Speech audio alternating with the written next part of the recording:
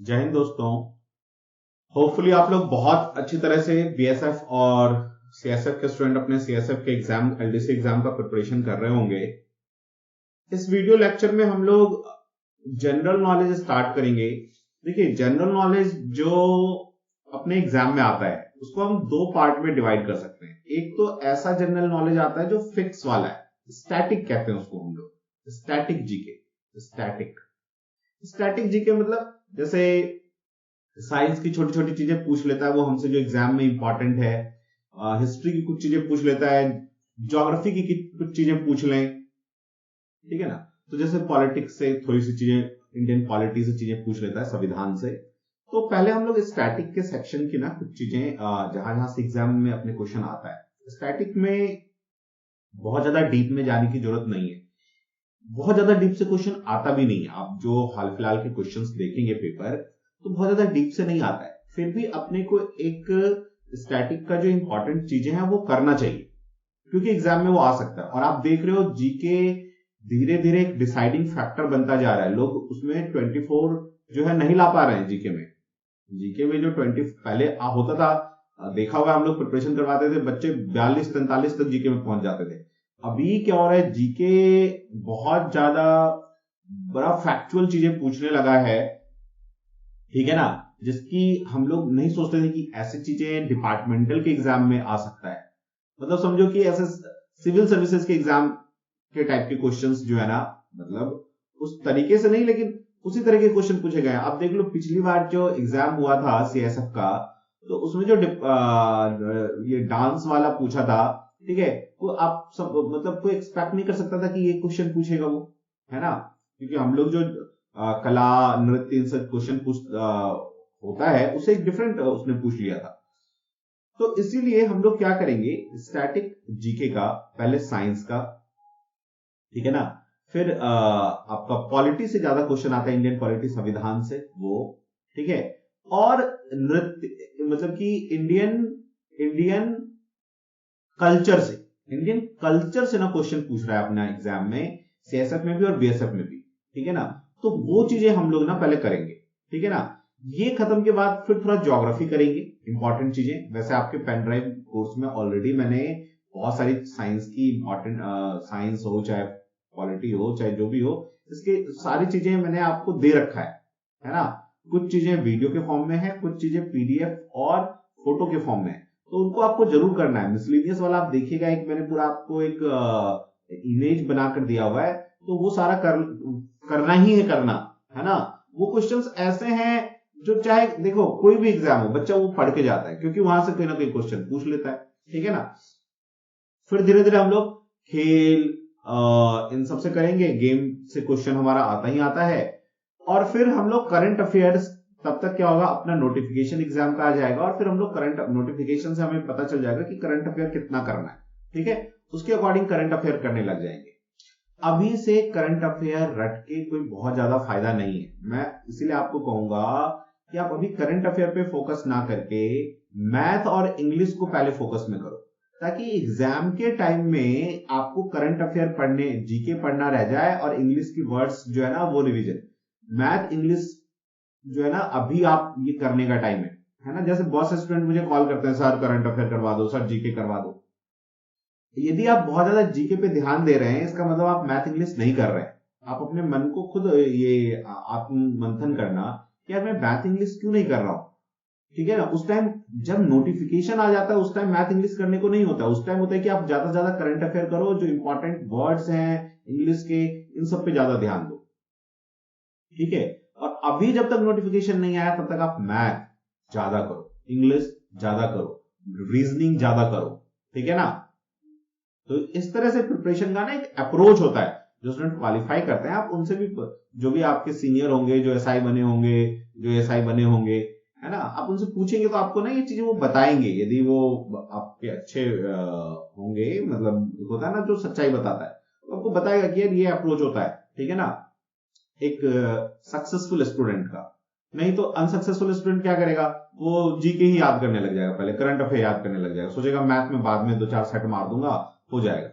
तो ऐसे student 99% fail हो जाते हैं, उनका नहीं होता सिलेक्शन, ठीक है। तो इसलिए पहले अभी आप मैथ, इंग्लिश और रीजनिंग ठीक करो, और नोटिफिकेशन एग्जाम आने के बाद ना करंट अफेयर हमें देखना है कि एक सबटल मतलब क्या करंट अफेयर कहाँ क्या क्या क्या पूछ सकता है, वो कर लेंगे, खत्म। ये नहीं कि अभी से आप करंट अफेयर पढ़ रहे हैं, जीके पढ़ रहे हैं और मैथ, इंग्लिश, रीजनिंग आपका गोल है, ठीक है, तो ये ध्यान रखना है, ठीक है। चलिए, तो हम लोग स्टार्ट करते हैं साइंस की चीजें। देखिए, तो आज जो अपने को करना है, इस लेक्चर में हमें केमिस्ट्री, रसायन शास्त्र से जो भी चीजें आती हैं, ठीक है ना, बहुत कंसाइज में आपको मैं करवाऊंगा, इससे ज्यादा आपको पढ़ने की जरूरत भी नहीं, इससे ज्यादा एग्जाम में आएगा भी, ठीक है। इतना आप कर लें, बहुत कंसाइज में करेंगे, बहुत छोटे संक्षिप्त में करेंगे, ताकि आपको ज्यादा रटने की जरूरत ना पड़े। तो इन्हीं को ना आप जो है करना, ठीक है। आप चाहो इसको दो तरीके से कर सकते हो, एक तो नोट्स बना के कि आप कॉपी में नोट्स बनाओ, उसको याद करो। दूसरा एक तरीका है, आप इसे यूट्यूब पे देख रहे होगे, ठीक है ना, तो आप क्या कर सकते हो कि यूट्यूब पे इसके सेटिंग में जाके ना उसका वहां से ना प्लेबैक स्पीड बढ़ा देना, ठीक है ना। जब पहली बार देख रहे होगे तो आप स्पीड नॉर्मल रखना, दूसरी बार में 1.5 कर देना, 2.52 कर देना, तो जल्दी जल्दी आपका रिवीजन होता जाएगा जब आप दूसरी बार रिवाइज करोगे तो, ठीक है। और दूसरा अप्रोच है कि जो लोग करते हैं कि नोट्स बना लेते हैं और अपना उस नोट से पढ़ते रहते हैं, तो दोनों अप्रोच जो है ना, ठीक है, जो आपको सूट करे वो आप करो, ठीक है। क्योंकि ड्यूटी में हो सकता है आप वही फोन ना ले जा पाओ, तो क्या कर सकते हैं आप हर चैप्टर का ना एक छोटी सी डायरी रखो हमेशा। हम लोग देखो, जो एसएससी वाले होते हैं ना, उनका अप्रोच अलग होता है, आईएएस वालों का अप्रोच अलग है, उनको पूरा दिन घर में बैठ के पढ़ना है। आपका अप्रोच अलग है, होना चाहिए, क्योंकि भाई ड्यूटी में हमारा आधा टाइम, दिन का आधा से ज्यादा टाइम 10 घंटे ड्यूटी में निकल जाता है। आप यदि 8 घंटे ड्यूटी लो, 2 घंटे आना जाना ये वो, लगभग में लग ही जाता है 10 घंटे 11 घंटे। तो अपने पास पढ़ने के लिए ज्यादा से ज्यादा 2 से 2.5 घंटे टाइम बचता है। तो जो ड्यूटी का टाइम है, जब आप बस में आते जाते हो उस टाइम है, इसको ना यूज करो, ठीक है। थोड़े थोड़े टाइम का हैक करोगे तो आप जो है ना सफलता की ओर जाएंगे, है ना।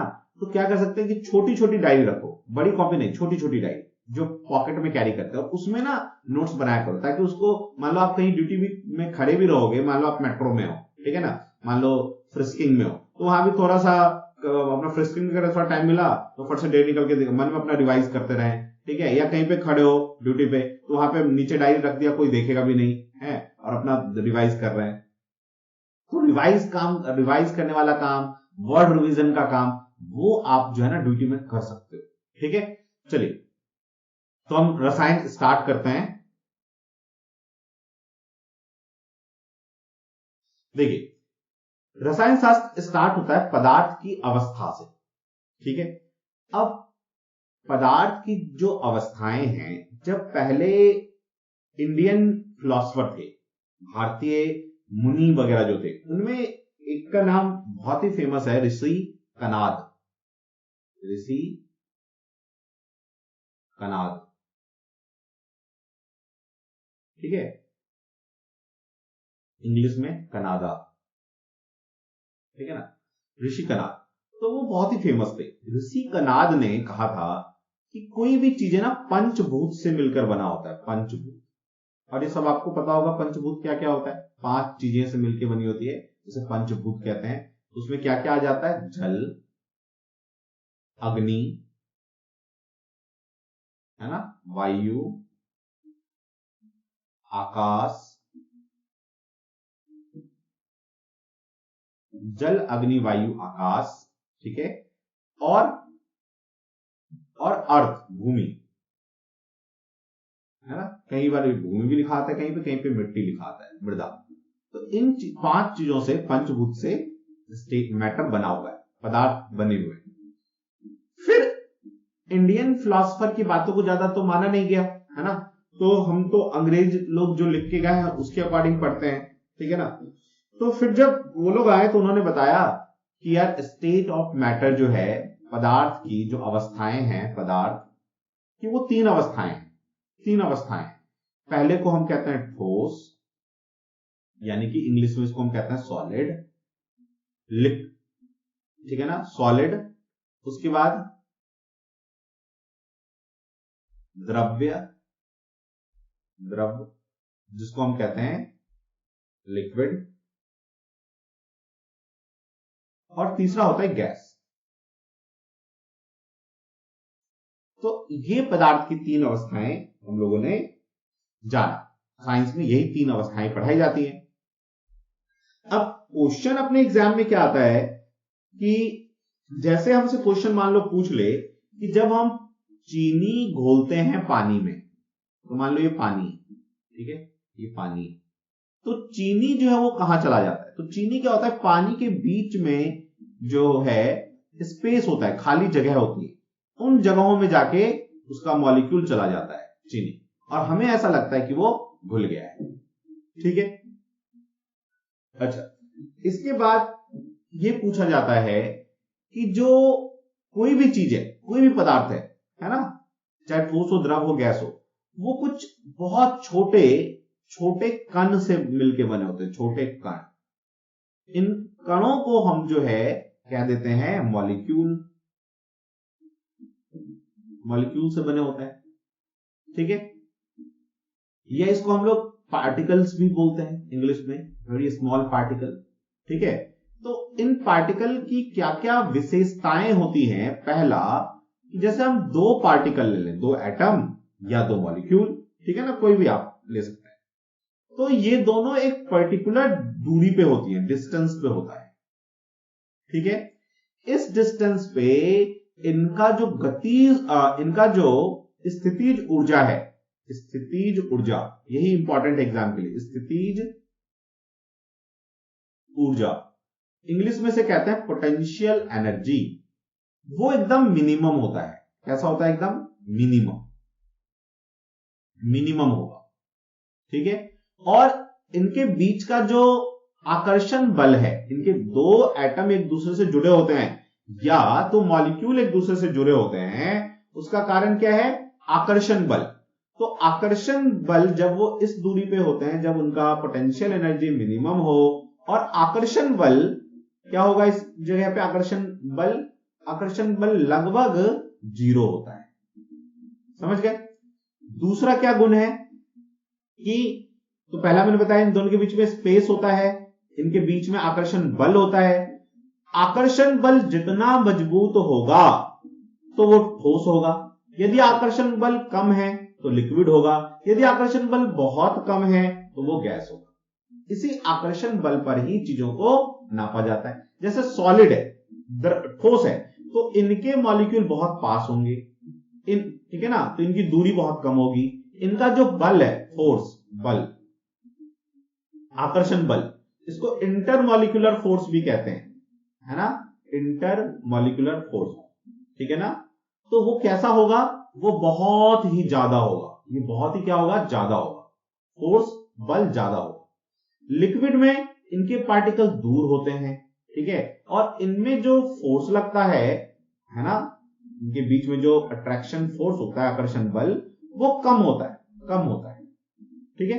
और गैस में जो आकर्षण बल होता है, आकर्षण बल या इंटरमॉलिक्यूलर फोर्स, वो बहुत ही कम होता है, लगभग 0 के बराबर होगा। बहुत दूर होते हैं पार्टिकल बहुत दूर होते हैं, इनके बीच का स्पेस भी बहुत ज्यादा होता है, ठीक है। अच्छा, ये पार्टिकल हमेशा गति करते रहते हैं, हमेशा गति में होते हैं। ये पार्टिकल हमेशा किस में होते हैं? गति में होते हैं। इनमें हमेशा काइनेटिक एनर्जी होती है। देखो, जब हम किसी भी चीज की दो एनर्जी होती है, दो ऊर्जा होता है ना। एक स्थितिज ऊर्जा, ऊर्जा को हम कैसे बांटते हैं? एक को हम कहते हैं स्थितिज ऊर्जा,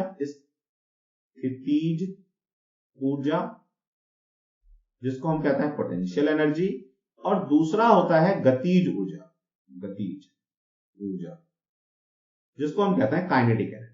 तो जब कोई चीज रुका हुआ है लेकिन उसमें एनर्जी है, तो उसे हम पोटेंशियल एनर्जी कहते हैं। जैसे आप एक पत्थर को ऊपर उठाओ, छोड़ोगे तो नीचे गिरेगा ना, तो जैसे आप ऊपर उठाओगे तो उसमें पोटेंशियल एनर्जी बढ़ जाता है, छोड़ोगे तो काइनेटिक एनर्जी में चेंज हो जाता है। जैसे एक पिन, आप एक वो लो, स्प्रिंग को खींचोगे तो इसमें क्या होगा? पोटेंशियल एनर्जी बढ़ जाएगा, और जैसे तुम इसको छोड़ोगे ना, ये अपने ओरिजिनल पोजीशन पे आ जाएगा, इसको कहते हैं काइनेटिक एनर्जी। समझ गए? तो एनर्जी में यही चेंज होता रहता है हमेशा, पोटेंशियल एनर्जी से काइनेटिक एनर्जी, काइनेटिक एनर्जी से पोटेंशियल एनर्जी। इसीलिए हम कहते हैं कि ऊर्जा हमेशा कंजर्व होता है। कैसा होता है? ऊर्जा कोई भी ऊर्जा हो हमेशा कैसा होगा, वो हमेशा कंजर्व होता है। इंग्लिश में कंजर्वेशन कहते हैं, कंजर्वेशन, ठीक है ना, कंजर्व होता है। और हिंदी में इसी को हम कहते हैं संक्षरित होता है, संक्षरण, संक्षरण। ऊर्जा हमेशा संक्षरित रहता है, कंजर्व रहता है, वो नाश नहीं होता है, वो चेंज होता है काइनेटिक से पोटेंशियल एनर्जी में, पोटेंशियल से काइनेटिक एनर्जी में, ठीक है। कोई इसमें आपको ज्यादा दिमाग तो नहीं लगाना पड़ रहा है, बस ये सब आपको ध्यान रखना है, कहीं इसमें से कुछ क्वेश्चन पूछ ले, है ना। ब्रेन पे ज्यादा आपको जोर नहीं लेना है कि सर यार क्या पढ़ाए जा रहे हो, ठीक है। चलो, और सोना नहीं है। चलो आगे बढ़ते हैं जवानों। तो हम लोग ये समझ गए कि दोनों के बीच में दूरी होता है और आकर्षण बल होता है, दोनों में काइनेटिक एनर्जी होती, जो इनके पार्टिकल होते हैं ये हमेशा मूव करते रहते हैं, चलते रहते हैं, इनमें काइनेटिक एनर्जी होती है, ये पार्टिकल हमेशा चलते रहते हैं, ऐसे रुके नहीं रहते हैं, इसमें काइनेटिक एनर्जी होता है, ठीक है। अच्छा, इसके बाद देखो, अब इसी काइनेटिक एनर्जी के ऊपर क्वेश्चन आ जाता है, ठीक है। इस चीज को हम लोग करते हैं अगले स्लाइड में। देखिए, तो हम लोग थोड़ा सा काइनेटिक एनर्जी के ऊपर बात करेंगे, गतिज ऊर्जा के बारे में, क्योंकि यहां से क्वेश्चन आता है। तो क्वेश्चन किस टॉपिक पे आता है? आता है डिफ्यूजन। डिफ्यूजन, स्पेलिंग डिफ्यूजन की पूछी जाती है इंग्लिश में। देखो, डिफ्यूजन ये होता है इंग्लिश में, ठीक है ना, और इसका मीनिंग होता है विसरण, विसरण, ठीक है। एक डिफ्यूजन होता है जिसमें हम ये कहते हैं डिफ्यूज योर टेंशन, है ना, ये डिफ्यूजन का मतलब होता है विसरण, और एक होता है डिफ्यूज योर टेंशन। उस डिफ्यूजन का, डिफ्यूज का अलग होता है स्पेलिंग, ठीक है ना। तो वो डिफ्यूज में यहां लिख देता हूं, वो होता है डिफ्यूज, तो अपने टेंशन को रिलीज कर दो, टेंशन मत लो। और बॉम्ब डिफ्यूज का भी यही होता है, ठीक है ना, बॉम्ब डिफ्यूज जो करते हैं वो भी यही होता है, ठीक है। अब सुनो ध्यान से, देखो, तो विसरण क्या होता है, आपने देखा है कि जैसे घर में हमारे गैस लीक कर जाए तो हमारे नाक तक आ जाती है ना उसकी स्मेल, वो कैसे आ जाता है? विसरण के वजह से। कोई परफ्यूम लगा के जा रहा हो तो अपने को कैसे पता चल जाता है कि ये परफ्यूम, परफ्यूम के बाद कि इसने परफ्यूम लगाया है? विसरण के वजह से, ठीक है ना। तो विसरण ही हमें बताता है बुरा सुगंध, अच्छा सुगंध, ठीक है ना। तो जब भी आप वायु, है ना, वायु का आपस में मिलन होता है, समझ गए, वो विसरण होता है। उसी को हम साइंस में कहते हैं जब दो डिफरेंट पार्टिकल्स एक दूसरे के साथ मिल जाते हैं, जब एक दो डिफरेंट, दो अलग अलग अणु या परमाणु एक दूसरे के साथ मिलते हैं बिना ऊर्जा दिए हुए, हम लोग कोई ऊर्जा नहीं दे रहे। अब मान लो जैसे घर में गैस लीक होता है तो आप थोड़ी ना उसको ऊर्जा देते हो कि लीक करने के लिए ऊर्जा देंगे तब वो हमारे नाकों तक आएगा, ऐसा नहीं करते। घर में खाना बनता है तो उसकी खुशबू, अच्छे खाने की खुशबू हम तक आती है ना, कैसे आती है? विसरण की वजह से। तो आपको याद रखना है, कभी भी कोई स्मेल, कोई सुगंध, कोई दुर्गंध जो हम तक आता है वो विसरण की वजह से होता है, ठीक है। तो विसरण होता क्या है कि दो या दो से अधिक, दो या दो से अधिक कणों का आपस में मिलना बिना बाहरी ऊर्जा के, बाहरी ऊर्जा, बाहर से आप कोई ऊर्जा नहीं देंगे इसमें, ठीक है। तो क्वेश्चन आपसे एक बार एग्जाम में पूछा गया है कि भाई जो गैस लीक होता है तो उसका खुशबू हम तक या उसका दुर्गंध हमें कैसे पता चलता है? विसरण की वजह से पता चलता है, डिफ्यूजन की वजह से पता चलता है, ठीक है। देखो, अब डिफ्यूजन जो होता है, विसरण, वो काइनेटिक एनर्जी के साथ बढ़ता है, गतिज ऊर्जा के साथ, ठीक है। तो हम क्या लिखेंगे? विसरण, विसरण बढ़ता है, इसका मतलब होता है डायरेक्ट, डायरेक्ट प्रोपोर्शनल, मतलब बढ़ता है। विसरण किससे बढ़ता है? काइनेटिक एनर्जी से, मतलब गतिज ऊर्जा के बढ़ने से विसरण बढ़ जाएगा। जितनी ज्यादा परमाणुओं में, अणुओं में गति होगी उतना ही विसरण होगा। और काइनेटिक एनर्जी डायरेक्टली प्रोपोर्शनल होता है तापमान के, तापमान, टेम्परेचर। ठीक है, मतलब यदि आप टेम्परेचर किसी चीज का बढ़ा देंगे तो उसका गतिज ऊर्जा काइनेटिक एनर्जी बढ़ जाएगा और उसका विसरण डिफ्यूजन भी इंक्रीज हो जाएगा। यदि आप टेम्परेचर कम करोगे तो काइनेटिक एनर्जी कम हो जाएगा और उसका विसरण भी कम हो जाएगा। क्लियर? देखो, जैसे गर्म कोई खाना होता है, जब ताजा ताजा बन रहा होता है तो उसकी खुशबू हम तक ज्यादा जल्दी आ जाती है। क्यों? क्योंकि उसका टेम्परेचर ज्यादा होगा तो उसकी काइनेटिक एनर्जी ज्यादा होगी तो उसका विसरण भी ज्यादा होगा। यदि कोई बासी खाना होता है, ठंडा खाना होता है, उसकी खुशबू हम तक जल्दी तक नहीं पहुंचती है। नाकों के पास लाओगे तब आएगी उसकी खुशबू। क्यों? क्योंकि उसका टेम्परेचर कम होगा तो उसकी काइनेटिक एनर्जी कम होगी तो उसका विसरण भी, डिफ्यूजन भी कम होगा। क्लियर? जैसा देखो, आप पानी में, याद है जब हम लोग पहले नील पड़ता था व्हाइट शर्ट्स में, जब हम लोग स्कूल जाते थे तो नील डालते थे। नील को आप पानी में डाल दो, वो अपने आप मिल जाता है, उसको मिलाने की जरूरत नहीं पड़ती। नील डाल के छोड़ दो, आप घर में इंक डाल के छोड़ दो किसी थोड़े से पानी में, देखना वो अपने आप मिलने लग जाएगा। अपने आप कैसे मिल गया? इसका मतलब है कि इनमें गतिज ऊर्जा है, वो चल रहे हैं निरंतर, रुके हुए नहीं है, अणु-परमाणु, है ना। तो कोई भी जो पार्टिकल होता है वो रुका नहीं होता, उनमें काइनेटिक एनर्जी होता है, गतिज ऊर्जा होता है, जिसके वजह से वो आपस में मिल जाते हैं। नहीं तो क्या होता, मान लो पानी है ये, हमने नील यहां पे डाला और यहीं पे रह जाता है ये, यदि इनमें ऊर्जा नहीं होता, गतिज ऊर्जा नहीं होता, ये निरंतर चलते नहीं रहते थे। क्लियर? अच्छा, गैस जब लीक होता है अपना एलपीजी, तो वो हमें विसरण की वजह से पता चलता है, लेकिन एलपीजी का अपना कोई दुर्गंध होता नहीं है। ठीक है, तो इसमें हमें जब एलपीजी लीक हो तो पता चल जाए, इसके लिए एक केमिकल डाला जाता है। इसमें एक केमिकल डाला जाता है, उसका नाम है इथाइल मरकैप्टन। इथाइल, यही एग्जाम के लिए इंपॉर्टेंट है, इथाइल मरकैप्टन। इथाइल मरकैप्टन,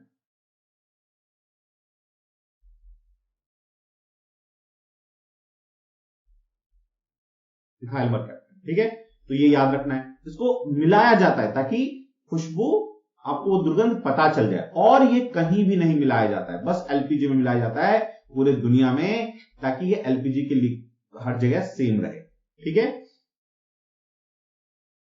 अब देखो एक चीज और पूछ सकता है आपसे कि घरों में जो हम एलपीजी यूज करते हैं, लिक्विफाइड पेट्रोलियम गैस, ये किस किस चीजों का मिश्रण है? ये मिक्सचर होता है, मिश्रण होता है, मिक्सचर, मिश्रण। किसका मिश्रण है ये?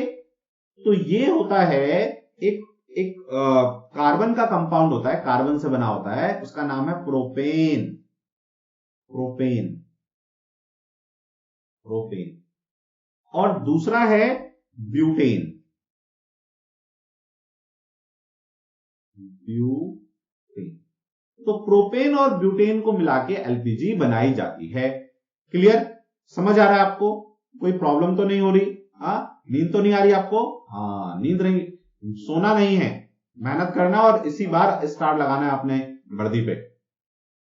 ये यहां पे मैंने ब्यूटेन लिखा है, ब्यूटेन। ठीक है, प्रोपेन और ब्यूटेन का मिश्रण।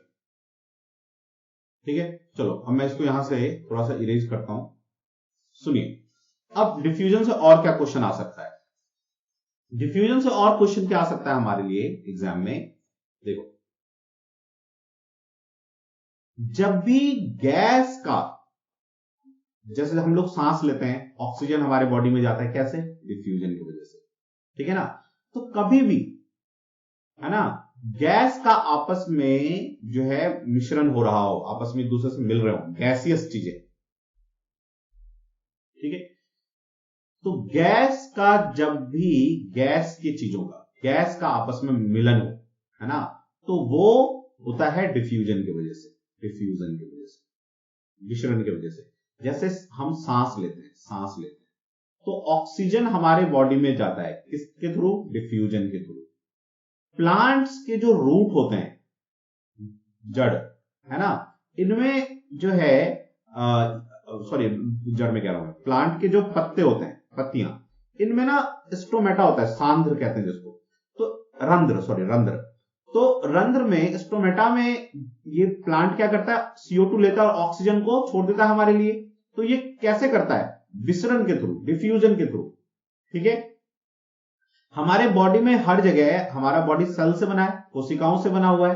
तो एक कोशिका से दूसरे कोशिका में, दूसरे कोशिका से तीसरे कोशिका में, ऐसे जो गैस का आदान प्रदान होता है, CO2 इस तरह से हम लोग क्या करते हैं, हमारे बॉडी से बाहर निकाल देते हैं और ऑक्सीजन हमारे सेल में चला जाता है ऐसे करके। तो ये किस प्रोसेस से?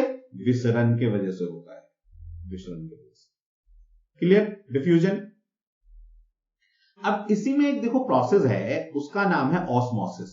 ऑस्मोसिस, ऑस्मोसिस, इसको हिंदी में कहते हैं प्रासरण। प्रासरण, ठीक है ना। अब देखो ये क्या होता है, तो गैस का आपस में यदि आदान प्रदान हो रहा है तो वो डिफ्यूजन है। लेकिन जब जल का आदान प्रदान होता है, जल का मूवमेंट, आदान प्रदान जिसको बोलेंगे मूवमेंट, तो जल का जब मूवमेंट होता है, लिक्विड का जब, जल या लिक्विड कह सकते हैं हम लोग, लिक्विड का जब मूवमेंट होता है तो उसको, वो किसकी वजह से होता है? ऑस्मोसिस की वजह से होता है, ऑस्मोसिस। जैसे आप रात में पानी में आप चने को छोड़ देते हैं, है ना, और वो चना फूल जाता है, किसके वजह से? ऑस्मोसिस की वजह से। क्लियर? जैसे प्लांट है, उसके रूट्स में, जड़ में पानी कैसे चला जाता है? ऑस्मोसिस की वजह से। तो ये ऑस्मोसिस है। लेकिन ऑस्मोसिस में क्या होता है कि स्पेशल एक चीज है जो याद रखना है। इसमें हमने डिफ्यूजन में देखा गैस का आदान प्रदान, प्रासरण में देखा लिक्विड का आदान प्रदान। लेकिन जब प्रासरण होता है, जैसे यहां पे पानी है बहुत ज्यादा, यहां से पानी इधर की तरफ आ गया, ठीक है, तो इसमें होगा क्या कि एक मेम्ब्रेन लगा रहता है, उसको कहते हैं semi permeable membrane. Semi permeable membrane मतलब जल का आदान प्रदान जब भी होगा, ऑस्मोसिस जब भी होगा, तो वहां सेमी परमिएबल मेम्ब्रेन होगा, ठीक है ना। इसको हम कहते हैं सेमी परमिएबल झिल्ली, हिंदी में कहते हैं सेमी परमिएबल झिल्ली, मेम्ब्रेन को हिंदी में झिल्ली कहते हैं। आप जब घरों में हम लोग जो मेम्ब्रेन चेंज करते हैं अपने वाटर फिल्टर का, वो यही तो होता है सेमी परमिएबल मेम्ब्रेन। वो क्या करता है, पानी को जाने देता है और जितना भी कंकर पत्थर ये सब होगा उसको रोक लेगा और पानी को जाने देगा। सेमी परमिएबल मेम्ब्रेन का काम यही होता है, वाटर को जाने दे, बाकी सबको रोक ले। ठीक है, तो आप डिफ्यूजन समझ गए, ऑस्मोसिस समझ गए। अब यहां से क्वेश्चन पूछ सकता है आपसे कि जो जलीय जीव होते हैं, है ना, जैसे मछली है पानी के अंदर, तो ये ऑक्सीजन कैसे लेता है?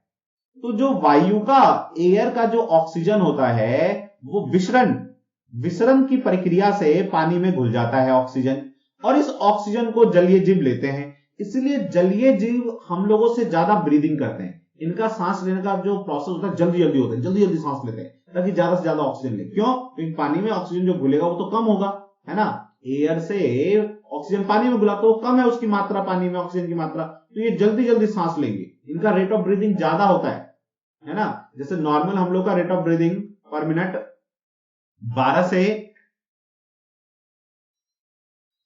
16 होता है ना।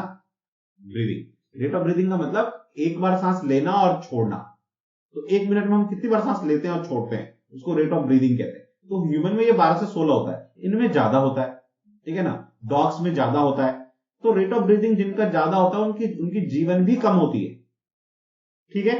तो पानी में जो ऑक्सीजन घुलता है विसरण से, उसी को जलीय जीव लेते हैं। क्लियर है ये बात? अब दो चीजें, एलपीजी का फुल फॉर्म आपको पता है, लिक्विफाइड पेट्रोलियम गैस, जिसको नहीं पता लिख लो। सीएनजी का फुल फॉर्म क्या है? Compressed natural gas. सीएनजी का फुल फॉर्म होता है कंप्रेस्ड नेचुरल गैस। और सीएनजी बनता किससे है? तो सीएनजी में 80 to 90% जो है मीथेन होता है, मीथेन, है ना। इसको इंग्लिश में ऐसे लिखते हैं, मीथेन। इसका केमिकल फॉर्मूला होता है C और हाइड्रोजन 4, मीथेन। दलदल वाले क्षेत्रों में, जहां भी दलदल होता है उस क्षेत्रों में जो है आपको मीथेन गैस मिलता है। जैसे आप पुराने किसी कुएं में कूदे सफाई करने के लिए, और क्या होता था, पहले लोग कूदते थे, इसकी सफाई करने को मर जाते थे। क्यों? मीथेन गैस की वजह से। बहुत जहरीला होता है, ये जहरीला होता है। Methane gas. जो मार्स मंगल का ग्रह का जो ग्रह लाल है वो मीथेन की वजह से लाल है, लाल कलर, वहां मीथेन बहुत ज्यादा है, समझ गए ना। इसीलिए दलदल में मिलता है ना, इसलिए इसको बॉग या मार्स गैस भी कहते हैं। मार्स मतलब दलदल, मार्स गैस, ठीक है। तो जो आपका मंगल ग्रह है जो लाल है, ठीक है ना, वो लाल भी इसी मीथेन की वजह से। क्लियर। तो यहां तक मैंने आपको एलपीजी सीएनजी मिश्रण प्राशरण विशरण प्रासरण के बारे में बताया। आगे हम लोग पढ़ेंगे कि तापमान का पदार्थ पे क्या प्रभाव पड़ता है। तापमान के प्रभाव, तापमान के प्रभाव, जिसमें हम melting point, boiling point, vaporisation, ये सब डिस्कस करेंगे। उसमें से कहीं कहीं छोटे छोटे क्वेश्चंस हैं जो एग्जाम में आने के चांसेस होते हैं, ठीक है। और इसके बाद हम धीरे धीरे केमिस्ट्री की और भी चीजें करेंगे, जैसे साबुन, डिटर्जेंट, यहां से क्वेश्चन आता है, डिफरेंट कंपाउंड पे क्वेश्चन आता है ना, पॉलिथीन वगैरह पे क्वेश्चन आता है, वाटर पे बहुत ज्यादा जल के ऊपर क्वेश्चन आने के चांसेस रहते हैं। तो ये सारे क्वेश्चन करेंगे, एक भी क्वेश्चन हम लोग छोड़ेंगे नहीं, ठीक है। जो भी स्टूडेंट हमारे इस लेक्चर को YouTube पे देख रहे हैं वो पूरा पेनड्राइव कोर्स मंगा सकते हैं। बीएसएफ का एग्जाम का प्रिपरेशन आप कर रहे हो, सीआईएसएफ कर रहे हो, एसएसबी, सीआरपीएफ, आरएमएस, सैनिक स्कूल, आरएमसी, इन सभी एग्जाम्स के लिए हम लोग पेनड्राइव कोर्स प्रोवाइड करते हैं। अभी बीएसएफ का जो नोटिफिकेशन आने वाला है और सीआईएसएफ का भी एग्जाम का नोटिफिकेशन आने वाला है, उसका पेनड्राइव कोर्स चल रहा है अभी, ठीक है। अपडेटेड 64 GB का पेनड्राइव आपको मिलेगा, जिस पेनड्राइव में मैं आपको दिखा देता हूं, आपका पूरा का पूरा कोर्स रहेगा। जैसे आप सपोज करो बीएसएफ एलडीसी एसआई के हो, ठीक है, तो आप अपने पेनड्राइव को खोलोगे तो इस तरह से देखो ओपन हो जाएगा सारा, ठीक है। अब जैसे आप मान लो मैथ लेक्चर खोलोगे तो मैथ का सारा चैप्टर ओपन हो जाएगा, मान लो आप सिलेबस में गए, ठीक है। तो एक एक चैप्टर आपका बिल्कुल क्लास में, देख लो, class 1, class 2, class 3, class 4, class 5, class 6, class 7, class 8, एकदम क्लास वाइज करवाया हुआ है, ठीक है, ताकि कहीं भी आपको कोई कंफ्यूजन ना हो। फिर प्रैक्टिस क्वेश्चन, उसका आंसर, है ना, एडवांस मैथ ऐसे ही क्लास वाइज करवाया हुआ है। ऐसे ही आपका इंग्लिश में इंग्लिश करवाया हुआ है पूरा, antonym English, English discussion, English जैसे ग्रामर है, तो आप देखोगे ग्रामर में भी आपको क्लास वाइज सारा मिलेगा। देखो class 1, class 2, class 3, class 4, class 5, class 6, है ना। तो सारा इस तरह से जो भी अपने एग्जाम में सिलेबस प्रिस्क्राइब है सारा है। Fill in the blanks, one word, PQRS, passage, synonym, antonym, vocabulary, सब कुछ आपको इसमें मिल जाएगा। आपको बाहर कहीं भी इधर उधर कुछ भी ढूंढने की जरूरत नहीं है। इधर उधर यूट्यूब पे जैसे आप हाथ पैर मारते रहते हो, करने की जरूरत नहीं। आराम से अपने पेन ड्राइव को लगाओ फोन में और आराम से देखो, इस तरह से सारा सब्जेक्ट होगा। ऐसे सीएसएफ का जो प्रिपरेशन कर रहे हैं, एएसआई का, उनका भी पूरा जो है चैप्टर वाइज एक एक चीजों का जो है ना पेन ड्राइव में दिया रहेगा, ठीक है। तो इससे फायदा क्या होगा आपको, कहीं भी इधर उधर जैसे आप हाथ पैर मार रहे हो, कभी ये पढ़ रहे हो कभी वो पढ़ रहे हो, वैसे पढ़ने की जरूरत नहीं। एकदम सिलसिलेवार वे में अपने आप सिलेबस को पढ़ोगे और प्रॉपर आपको जो है उसका नॉलेज होगा, ताकि 100% आप जो है निश्चय करके आपकी जीत होगी कि हाँ मेरा एग्जाम क्लियर हो रहा है, ठीक है। पेनड्राइव 64 GB का है, इसको आप अपने फोन में चला सकते हो। फोन के लिए हम लोगों ने इसे डिजाइन किया हुआ है। किसी भी बॉर्डर एरिया वगैरह में कहीं भी हो जहां नेटवर्क नहीं चलता है तो कोई दिक्कत नहीं है। इसको चलाने के लिए आपको इंटरनेट की जरूरत नहीं है, आप अपने फोन में लगाओ और देखो चैप्टर वाइज जैसे जैसे करवाया हो। बाहर से एक क्वेश्चन नहीं आएगा। मैं 90 to 95% क्वेश्चन जो है ना आपका हो आपके एग्जाम का आपके पेन ड्राइव से आएगा। इसको यदि आपने कर लिया तो 100% आप क्वालिफाई हो जाएंगे। आपके जो सीनियर्स आप उनसे पूछ भी सकते हो। द अकेडमी एडू हम लोग जो है सबसे ओल्डेस्ट इंस्टीट्यूट है डिपार्टमेंटल एग्जाम का प्रिपरेशन करवाने के लिए। 2008 से हम लोग प्रिपरेशन करवा रहे हैं और 2008 से सभी एग्जाम जो हुए हैं, चाहे बीएसएफ हो चाहे सीएसएफ, जिसका भी आप पेनड्राइव लोगे उसका पूरा आपको ओल्ड पेपर उसमें विद डिस्कशन मिल जाएगा, ठीक है। प्लस नए प्रैक्टिस पेपर मिल जाएंगे। प्लस जब आप पेनड्राइव लोगे तो ग्रुप में हम लोग का जो, जैसे मान लो बीएसएफ का पेनड्राइव लेते तो बीएसएफ का जो अभी प्रिपरेशन का जो बैच चल रहा है उस बैच में आपका नाम ऐड हो जाएगा, सीएसएफ वालों का सीएसएफ में ऐड हो जाएगा। और उसके थ्रू हम लोग जब एग्जाम का नोटिफिकेशन आएगा तो 15 मॉक टेस्ट और करेंगे, जिसमें एक दिन टेस्ट एक दिन डिस्कशन, एक दिन टेस्ट एक दिन उसका डिस्कशन, फिर टेस्ट फिर डिस्कशन। तो कहीं भी एक छोटा सा लूप होल नहीं रह जाएगा कि आपका एग्जाम नहीं हो। 100% आप क्वालिफाई करोगे, ठीक है ना। एक सिलसिलेवार में आपकी पढ़ाई होगी और निश्चय आपकी विजय होगी, 100% आप क्वालिफाई कर जाएंगे। ठीक है, तो पेन ड्राइव का जो फी है वो 4500 है। ठीक है, आप उसको हमारे सेंटर पे आके ले सकते हो, the academy EDU Mahipalpur new Delhi, जो CSF कैंप है अपना GVS कैंप, वहां गेट नंबर 2 के पास, और कालिंदी कुंज आके भी ले सकते हो। ठीक है ना, कालिंदी कुंज में भी हमारा एक छोटा सा डिस्ट्रीब्यूशन सेंटर है न्यू दिल्ली। जो नहीं आ सकते हैं वो फोन पे या ऑनलाइन बैंकिंग के थ्रू पे करके, या आप क्रेडिट कार्ड यूज करते हैं तो एक क्रेड ऐप आता है, क्रेड ऐप। तो क्रेड ऐप में भी आप ये डिटेल डालोगे बैंकिंग, वो करके आप फीस सबमिट कर सकते हैं 4500। ठीक है, फीस सबमिट करने के बाद उसका स्लिप या रिसिप्ट कुछ भी हो, या स्क्रीनशॉट में मिल जाए तो चलेगा। स्लिप अपना नाम, कंप्लीट एड्रेस के साथ, with pin code, 2 phone number, और जिस फोन में चलाएंगे उसका OTG। 2 तरह का OTG होता है, एक C टाइप होता है, एक माइक्रो USB होता है पतले पिन वाला, और एक C टाइप होता है जो गोल मुंह वाला होता है, किधर से भी लग जाता है फोन में, चार्जर। ठीक है ना, ये डिटेल आप हमें इसी नंबर पे 9205330671, ये अकेडमी EDU का जो है ये नंबर, जिस पे आप फोन पे करेंगे, या ये नंबर, ये हमेशा आपके पास रहेगा, ये लिखा हुआ है यहाँ पे, टाइप किया हुआ। ठीक है, इस नंबर पे से आप व्हाट्सएप करेंगे तो वो चला जाएगा पैकिंग टीम के पास, पैकिंग वाले पैकिंग करके उसका डिटेल दे देंगे, ट्रांजैक्शन नंबर दे देंगे आपको और डिटेल। ठीक है ना, जिससे आप उसे इंडिया पोस्ट पे जाके ट्रैक भी कर पाओगे, कहीं भी आप पूरे इंडिया में हो, 3 to 5 डेज में आपका पेन ड्राइव आपके हाथ में होगा। ठीक है, तो मिलते हैं फिर नए उमंग और उत्साह के साथ। आज ही पेन ड्राइव ऑर्डर करो और अपने प्रिपरेशन को एक पर्टिकुलर जो है ना 100% तैयारी वाला, कि भाई हाँ मैं एग्जाम का प्रिपरेशन करूं तो मेरा जो है 100% सिलेक्शन हो, तो ये रूप दो। ठीक है, ताकि 100% आपका इस बार सिलेक्शन हो, ये नहीं कि मतलब टाइम भी गया और सिलेक्शन भी नहीं हुआ। ठीक है, तो 4500 के लिए सोचने मत लग जाना कि सर इतना फी, बहुत लोग बोलते सर फी, अरे 45 बचा के क्या कर लोगे 4500, 2 स्टार लग जाएंगे वर्दी पे, वो फायदा होगा ना, कितने पैसे कमा लोगे इसमें। तो जो पढ़ाई पे हम लोग खर्च करते हैं ना फी, वो इन्वेस्टमेंट होता है हमारा। आप लोग सोचते हो फोन ले लोगे हर साल एक, लेकिन पढ़ाई पे हम लोग खर्च नहीं करते। ठीक है, तो आज ही पेन ड्राइव ऑर्डर करो और जो है अपनी प्रिपरेशन को प्रॉपर रूप दो, है ना। इधर उधर अभी आप हाथ मार रहे हो कि कभी कुछ पढ़ रहे हो, कभी वहां यूट्यूब से पढ़ लिया, कभी वहां भी यूट्यूब से पढ़ लिया, वैसा मत करो। प्रॉपर वे में जो आपका प्रिस्क्राइब सिलेबस है उसको प्रॉपर वे में पढ़ो। ठीक है, चलिए मिलते हैं फिर नेक्स्ट क्लास में। हम लोग तापमान के बारे में डिस्कस करेंगे। तब तक के लिए जय हिंद, जय भारत।